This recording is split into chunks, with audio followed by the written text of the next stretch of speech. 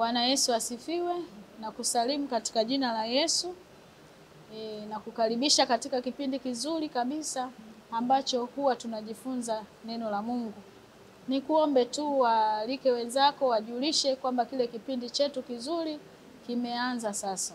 Na wakati huu basi natamani nikuombee ili tuanze na Mungu na uwepo wake uwe pamoja na sisi katika kipindi hiki. Baba, katika jina la Yesu, Mungu wetu na Baba yetu, asante kwa kutupa nafasi wakati huu Bwana. Mbariki mtazamaji wangu na msikilizaji wangu anayenisikiliza wakati huu Bwana. Tunatamani kukuona Bwana ukitufundisha yale ambayo umeyakusudia wewe siku ya leo. Anza na sisi Mungu, hitimisha pamoja nasi. Baba, tunamkemea yule muovu anayezuia watoto wako wasiweze kulielewa neno lako. Baba, asipate nafasi katika fahamu zetu. Asante Mungu wa mbinguni kwa kuwa unatuwazia mema. Baba, utaendelea kusema na sisi sawa na mapenzi yako. Nimeomba katika jina la Yesu. Amen. Nikukaribishe. Leo kuna ujumbe mzuri kwa ajili yako kijana ambaye unatamani au unatarajio kuingia kwenye ndoa.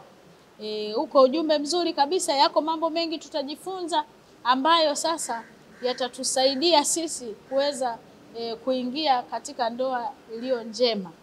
Lakini pia kama una maswali, kuna namba zinapita hapo, tuma swali ili uweze kupata majibu, basi litakuwa limenifikia moja kwa moja, na katika kipindi kama hiki basi nitaweza kujibu maswali yako yote.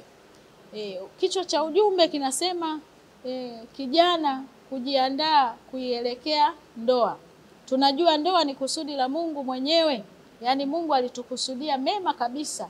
Ndio maana akatengeneza ndoa.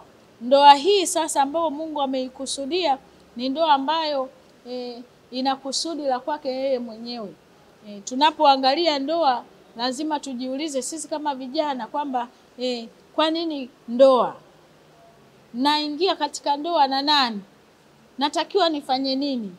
Inakuwaje kutambua huyu ndiye mtu sahihi wa kuingia naye katika ndoa?